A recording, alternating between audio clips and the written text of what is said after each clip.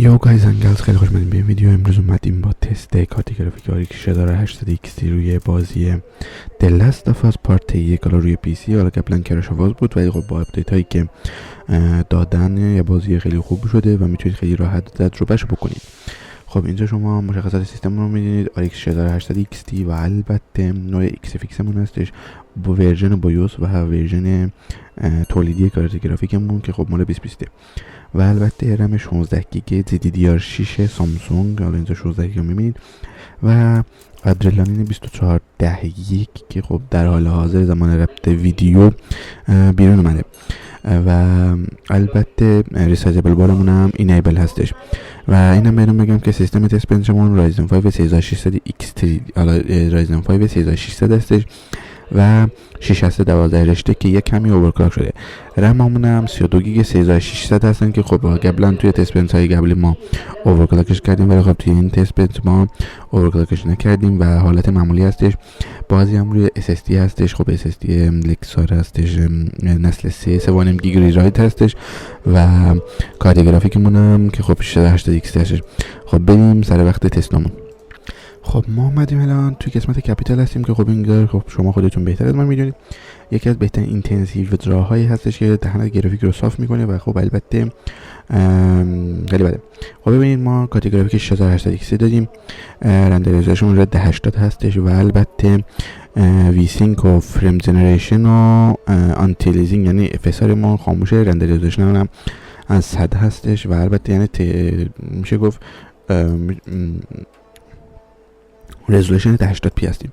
خب حالا اولترا هستیم. خب روی 80 خب روی این گرافیک ما اولترا میخوایم دیگه. خب حالا تست بنچمون هم شروع میکنیم. ببینید توی این قسمتتون سی پی یو خیلی باتل نک میزنه. شما میتونید خیلی راحت ببینید که ما تقریبا 90 و خورده FPS میتونیم بگیریم که خب به نسبت این گیم خیلی خوبه ولی خب روی 80 دیگه خب انتظار میشتم بگم خیلی بیشتری از این گرافیک داریم. حالا اینم در نظر داشته باشید که ما فری سینک و فریم جنریشنمون روشن نیست و حالا میرسیم به بهترین قسمت بازی. خب میایم این طرف و البته که برگردیم میتونیم افتمون رو ببینیم یا ابوالفضل. خب 70 تا البته اینم بهتون بگیم که خب همونطور که میبینید ما باتل نک خب داریم 60 FPS روی 1080 اولترا. همونطور که شما میبینید در وی رم 11 و خورده گیگ، رم سیستم 23 گیگ، یعنی میتونم بگم داره نجومی دیگه همه چی رو استفاده میکنه فقط نمیتونیم گرافیک رو روی میشه گفت فول لود استفاده بکنیم. FPS خیلی خوبی داره. الان فریم تایممون خیلی ثابته. اسپایک خب خیلی ریز میزنه ولی خب اونطوری که نیست. شما بخوای مثلا سریع میخوای برگردونیم اون موقع میتونم بگم که یه کمی اسپایک بد میزنیم. خب این قسمتش حالا بدک نیست. حالا بذارید ما بریم ببینیم فریم جنریشن روشن بکنیم. این مشکل ببینید اینجا ما FSR رو روشن میکنیم، فریم جنریشن همزمان. امیدوارم کرش نکنیم که نکردیم. الان ما هم فریم جنریشن داریم هم FSR داریم ولی خب اینم بهتون بگم که خب حالا کوالیتی صفحمون خیلی خوبه. حالا افت نداشتیم، یعنی تقریبا هیچی افت نداشتیم و دور برای کاراکترمون هم تا حد خیلی زیادی نرمه، مشکلی نیست. و البته بدترین جای بازی که 100 خورده مثلا 97 داشتیم الان شده 160 FPS ولی خب درصد رول گرافیکمون خیلی اومده پایین. خب اونم به خاطر باتل نکمون هستش ولی خب رم سیستم دیگه به نظرم وحشتناک بالاست، 23 گیگ. فکر نکنم چیز شوخی باشه. حالا نمیدونم چرا همچین رمی داره استفاده میکنه ولی خب اگه ما بیایم رندر رزولوشنمون رو حالا اضافهش بکنیم، مثلا من میام ببینم بیا پایین.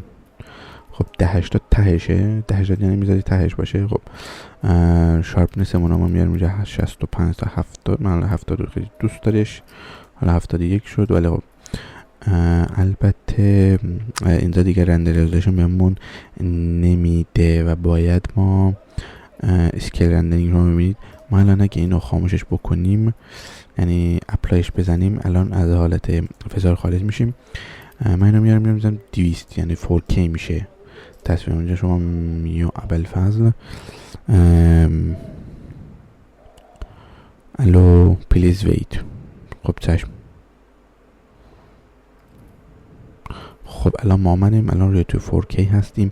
همونطور که ما می‌بینید بسم الله الرحمن الرحیم ما الان داریم 14 گیگ رم. حالا رستم میکنم 14 گیگ و نیم حالا رم گرافیک استفاده میکنیم و البته 23 و خورده گیگ هم رم سیستم.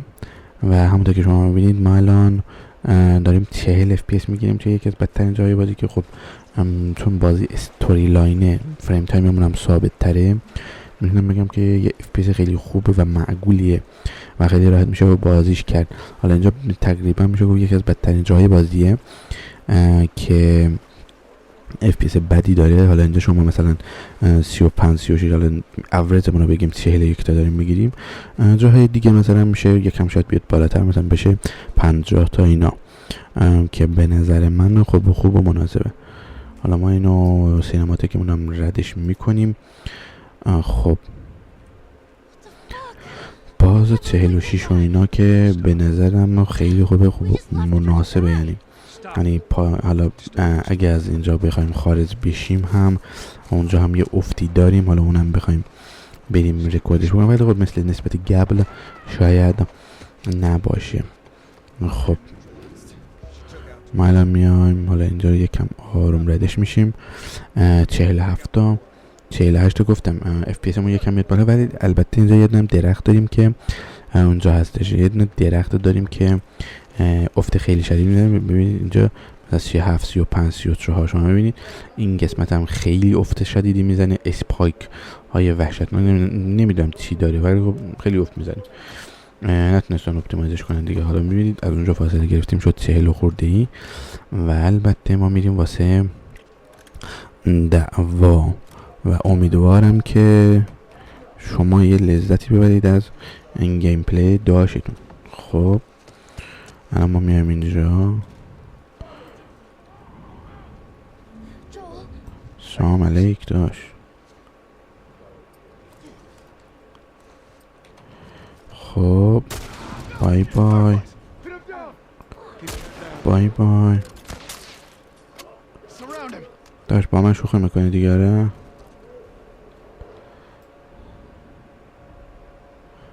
کله رو بیار بالا. اوپچک. او داداش. خب تانکیو از شما.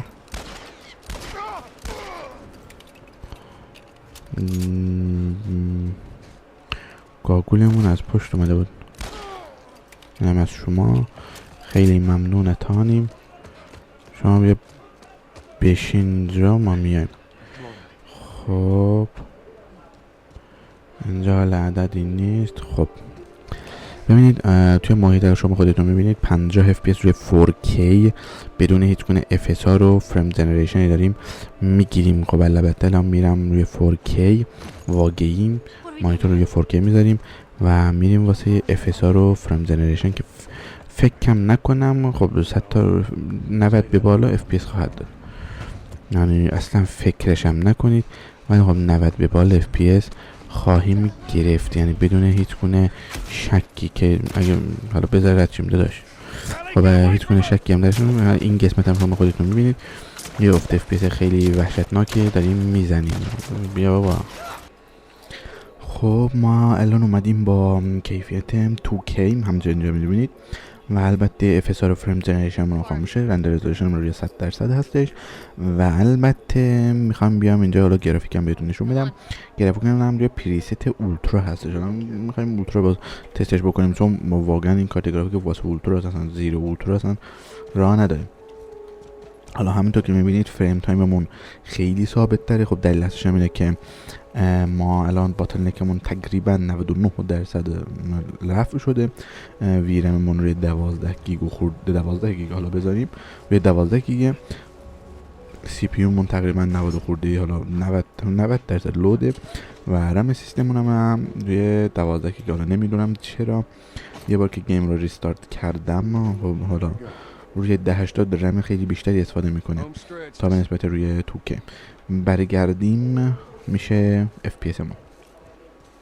خب الان اینجا میبینید ما الان مصرف سی پی خیلی بالاتر داریم.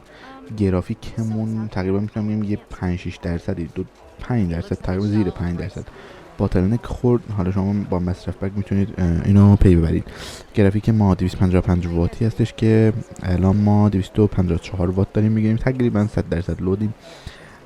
وی بازی حالا میتونم بگم خیلی خوبه، روونه، هیچ گونه ایرادی نداریم. حالا نمیدونم اسپایکی تراتری هیچی نداریم توی فریم تایممون. حالت خیلی خوب و مشنگ داره کار میکنه. موردی هستش که الان ما میخوایم فریم جنریشن و FSR رو با هم روشنش بکنیم. فریم جنریشن و FSR اگه بخوایم با هم روشنش بکنیم که امیدوارم حالا کجایی. خب اینا هاشش. خب ما میایم حالا اسکیلینگ میذاریم روی فریم جنریشن. حالا فریم جنریشن هم روشن نمیکنیم، فقط FSR میخوایم باشه. اگه فقط FSR باشه میشیم تقریبا 80، یعنی 76 FPS میانگینمون که بود. حالا این مسیر رو ما برگردیم، شما FPS اتون رو میتونید ببینید. حالا ما باتلنک هم خوردیم، حالا بالا میتونید ببینید 90 خورده درصد داریم گرافیک یوزیز میکنیم، ولی خب FPS مون از 76 تقریبا اومده روی 88-89 که باتلنک هم حساب کنیم شاید 90 خورده بده. و میتونم بگم که خب یه FPS خیلی خوبی هستش و روی 2K اولترا هستیم، اینو در نظر داشته باشید. با با FSR 3 بدون فریم جنریشن.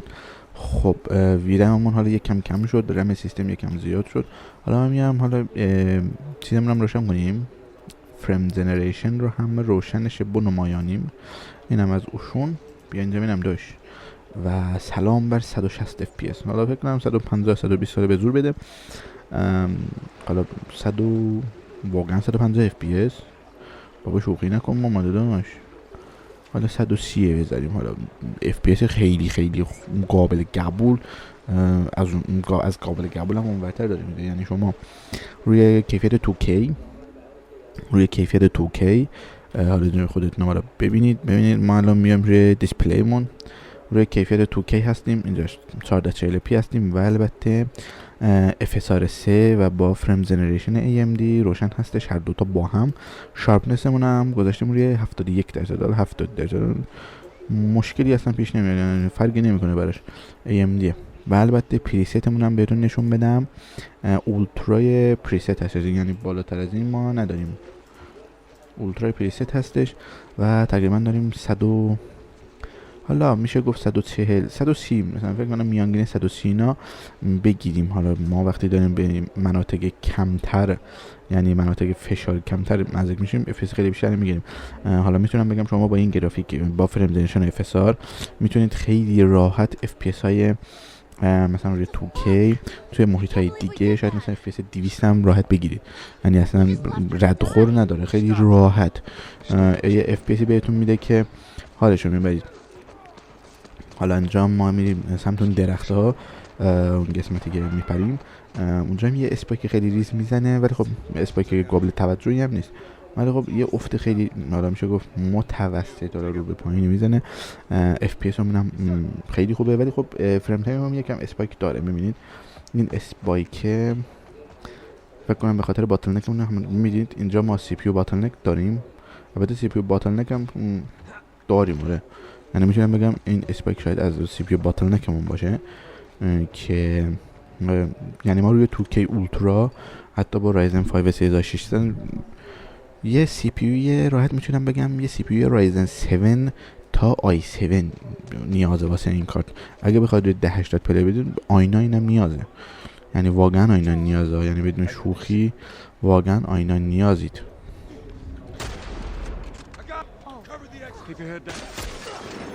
یعنی واقعا آینا نیازید.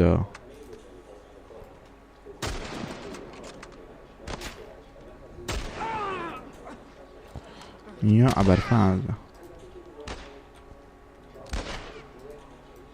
این از شما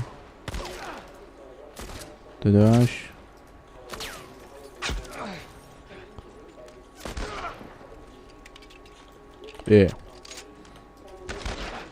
کوچه بابا، کوچه بومبسته پسر. کله هادی کله ماشاءالله به این.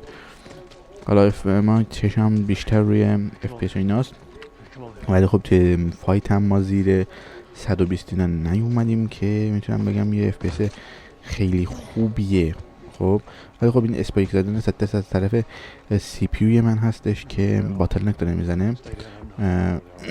امیدوارم شما یه CPU کتوکلوف داشته باشید، باتل نک اینا هم نبینید. من الان واقعا دارم باتل نک میکنم، فکر کنم باید برم یه مانیتور 4K بخرم بهتر از اینه.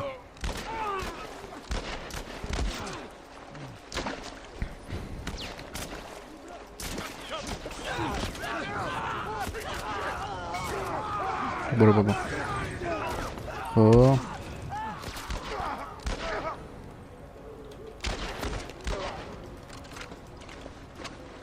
کله داداش. خب حالا اینجا شما آتشم خوب شد. حالا دیدیم آتشم یه افت فیسی زد. زنده ای؟ یه بار دیگه شرقم داداش، پله ندارم دیگه. بیا اینجا. اوپچ بای بای. خب FPS من خیلی خوبه، میانگین فریم 122 باتل نک هم خب خیلی شدید داریم. واسه همین من یه سر دیگه میگم سر 4K، چون این گرافیک نیست که بخوایم روی 2K بازی بکنیم، مخصوصا با FSR فریم جنریشن دیگه 100% ما یه مانیتور 4K کتوکلوف نیاز داریم. خب بریم بیا. خب ما الان میرسیم به سمت 4K. ببینید ما الان روی رندر رزولوشن 4K هستیم. رندر رزولوشن هم 4K ما الان میبینید. بعد فریم جنریشن و FSR هم خاموشه و 100% هم رندر رزولوشن نه از 4K بالاتر نه از 4K پایین تریم. و البته میرسیم به سمت گرافیکمون که خب پریست اولترا میذاریم، چون میخوایم گرافیکمون رو بسنجیم دیگه. خب الان نه باتل نک داریم، هیچی نداریم. توی ویرم هم شما خودتون میتونید ببینید 14.5 گیگ یوزر ویرم داریم. رم سیستم هم 12.5 گیگ هستش که خب میتونم بگم متناسباً خوبه. حالا به نسبت 1080 که رم سیستم هم بالای 20 خورده گیگ میرفت، حالا این خیلی خوبه. خب الان میرسیم به بهترین جای بازی که میخوایم ما حالا میتونم بگم افتمون رو در نظر بگیریم. ببینید حالا میخوام میرسیم اینجا و البته 48مون میاد میشه 40. حالا افت خیلی زیادی نداشتیم. کاتگوری بکنم داره خیلی خوب از پشش برمیاد، یه بازی خیلی روونه خیلی خوب، ولی خب فریم تایممون هر از گاهی اسپاک ریزی میزنه که خب میتونم بگم اونم خوب نیست، ولی خب روی FPS مون اثری نداره، یعنی بازیمون لگ نمیخوره، ترتل نمیزنه، هیچی نداریم. خب از لحاظ FPS بخوام بگم روی 4K خب خیلی خوبه، میتونید بازی بکنید. کوالیتی هستن داره بیداد میکنه دیگه. ما الان روی 4K مکسشیم دیگه، یعنی بازی ته گرافیکش روی 4K داریم پلیش میدیم.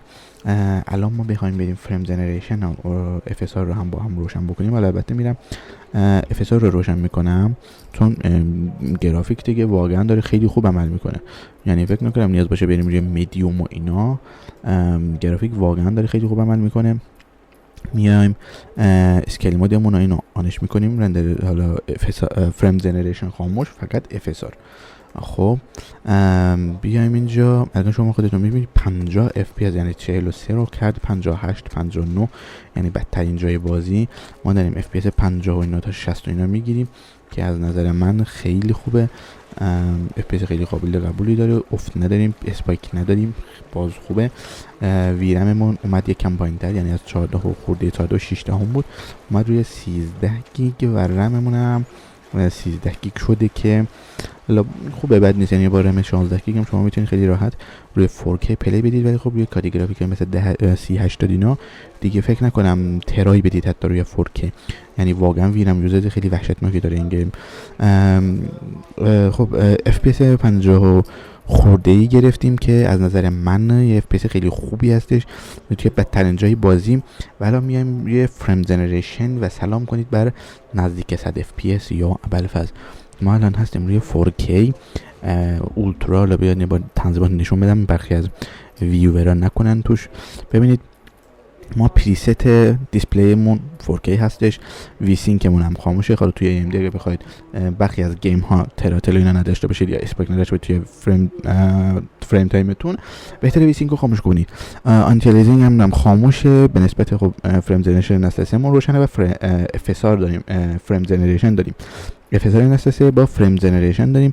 حالا اینجاشو من اشتباه گفتم، ولی خب روی گرافیکمون هم روی اولترا هستیم، خیلی راحت و این هلو داره بازی رو ران میکنه گرافیکی و فکر نکنم نیاز باشه از این کیفیت بیام پایین تر، یعنی میدیوم فکر نکنم بخوام تو تست بکنیم نیاز باشه اصلا، یعنی خیلی راحت نزدیک 100 FPS، اصلا نزدیک است. شما اصلا فرض کنید اصلا 70 FPS، اصلا 80 FPS به نظر من یکی از میتونم بگم بهترین FPS ها رو داره میده. اسپایک نداریم، هیچی نداریم. حالا بریم اون قسمت گیم رو هم با هم دیگه ببینیم. حالا اینجاش هم ما یه اسکیپ ریزی میزنیم. خب توی شما خودتون رو میبینید توی مناطق حالا میشه گفت بسته تر ما الان داریم 100 خورده FPS رو راحت میگیریم. خب یا اول فاز 110 FPS 113 FPS فاکینگ. حالا اینم بهتون بگم که ما داریم با کپچر کارت داریم رکورد میکنیم بازمون رو و هیچ گونه رکورد و فشار روی سیستممون فاکینگ نمیاد، یعنی هر FPSی که شما اینجا دارید میبینید کاملا FPS خود بازی هستش روی کارت گرافیک و سیستم هیچ گونه فشاری تحت عنوان رکورد کردن بازی نمیخوره. حالا بدترین جای بازی هم اینجا هستش که واسه سیستم خیلی فشار میاد، ولی خب حالا گفت نمیزنه روی 4K. گفتم واسه سی پی یو، یعنی واقعا واسه سی پی یو اون درد سرش، یعنی واقعا واسه سی پی یو بود فکر کنم. یعنی اون شما که روی 2K دیدید داشت باگ میخورد و نمیدونم لگی اینا داشته و فریم تایم هم خوب نبود. 100% میتونم بگم که واسه باتل نکی هستش که سی پی یو مون داشت واسه گرافیکمون میزد یه اف پی اس خیلی خوب. حالا یه اسپایک داد که روی گیم احساس نمیشه. حالا میریم یه بخش فایت خیلی ریز داشته باشیم،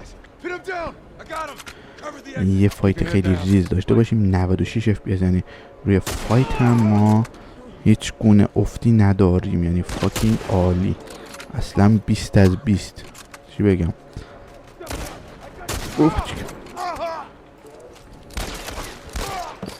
اینجا داداش کجا داری میری؟ خب اوه داداش من زنده است یا اول. خب خب الان ما داریم میرسیم اینجا و البته FPS واقعا 117 تا توی این جاز گیم واقعا میتونم بگم که یه FPS خیلی خوب و خب یه چند تا اسپایک زدیم، یه چند تا اسپایک خورد، نمیدونم واسه چی بود، فکر کنم واسه یه SSD اینا باشه، چون SSD یه جایی هستش که واقعا داغ میکنه. یا میشه جون شما هم داشتم و شما هم بودی صدت در بیاد. بای بای زنده ای حاجی گیرینو کلا خودم گذاشته انگار داره میره واسه جنگ. خب توی قسمت آتیشم شما خودتون میبینید خیلی بهتر از من میتونید ببینید که ما الان تقریبا داریم FPS 80 خورده ای داریم میگیریم حتی توی فایت، و بعد از خاموش شدن آتش 90 اینا هم دیدیم که به نظر من یه FPS فاکینگ خیلی خوبه، یعنی یه FPS واقعا خیلی خوبی هستش.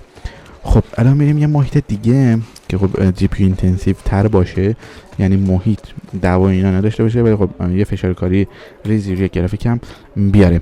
خب ما اومدیم الان رسیدیم به این قسمت از گیم که ما میام توی این دانشگاه یونیورسیتی آف دی استن کلرادو و خب این قسمت هم خب به خاطر اینکه رنگ‌های خیلی متفاوتی داره و یه محیط تقریبا میشه یک کوچولو بزرگی داره، ویرم و رم و یوزر یکم بالاتری خواهیم داشت. و البته ببینید روی دیسپلیمون خب ما الان روی 4K هستیم و فریم جنریشن فسارمون هم روشنه و البته میایم میرسیم به قسمت گرافیکمون که پریست اولترا هستش، یعنی واقعا یه چیز گولاختری هستیم.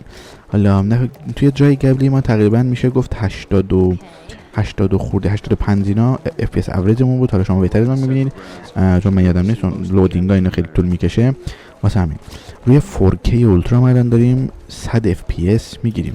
بپر رو نمد یه 10 ثانیه باید طول بکشه. خب میایم میرسیم اینجا که نه، باید بریم اون قسمتی که به منطقه میشه گفت بزرگ وارد میشیم. خب اونجا یه افت FPS اینا یک کوچولو شاید بزنیم. خب میایم از این قسمت عبور میکنیم و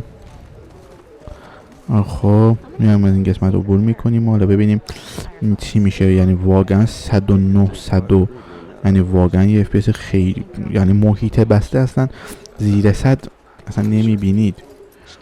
خیلی خوبه اینش، یعنی واقعا یه FPS خیلی خوبی داریم میبینیم. اسپایک نداریم.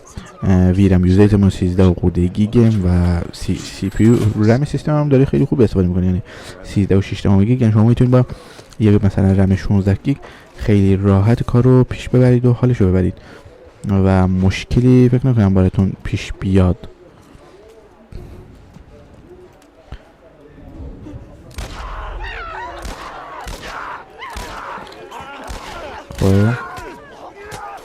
اوپ داداش این بره بیا برو تو کوچه بابا. خب شاید از در و دیوارم بیان که اومدن. داش بیا برو تو کوچه شما. خب توی فایت هم ما زیر میتونم بگم 90 FPS. خب من خودم که ندیدم، اگه شما دیدید حالا توی کامنت بگید. ولی این FPS واقعا فکر نکنم خیلی خوبه این FPS، یعنی عالی از عالیه، یعنی 100 از 100. حالا برگردیم پایین. ببینید یه سری جاها اسپایک های ریزی میزنه، نمیدونم مال چی هستش، ولی خب فکر کنم مال سی پی یو. ببینید سی پی یو 90 خورده درصد، یعنی روی 4K داره واسه سی پی یو 6 هسته باتل نک میزنه. وات دا فاک. یعنی خودم رسما مونم شما فرض کن سی پی یو منم اوورکلاک شده. ببینید روی مولتی کور الان داره 4.1 گیگ رو داره رسما میده و حالا اوورکلاکش یکم آوردن پایین. حالا اونا که تست بنچ رو دارن دنبال میکنن، ما قبلا اوورکلاکش کرده بودیم روی 4.3 اینا حتی هم میومد، ولی خب الان اومدیمش روی 4.1 گیگاهرتز که خب 100% یک کمی میاد پایین FPS همون. ولی خب باتل نک خیلی زیاد نمیزنه، ولی اون اسپایک فکر کنم مال سی پی یو باشه. خب میرسیم اینجا. ببینید این قسمت هم به خاطر محیط باز بودنش یه سری افتا میزد. حالا شما میتونید ببینید ما از تقریبا از 100 FPS اومدیم روی 87 اینا، ولی خب بازی خیلی روانه، خیلی راحت میتونید پلیش بدید. سی پی یو تون مطمئن باشید دیگه از سی پی یو تون، یعنی دمار از سی پی یو تون در میاره. پدر مادرش رو مورد عنایت هم شاید قرار بده. ببینید 88 89 FPS سی پی یو کار کردمونم 70 خورده یا ابوالفضل، یعنی رسما نمیدونم چی بگم، ولی خب حالا اینجا اومدیم این قسمت از محیط باز که اومدیم بیرون پیک 100 FPS هم حالا شما خودتون میتونید خیلی راحت ببینید.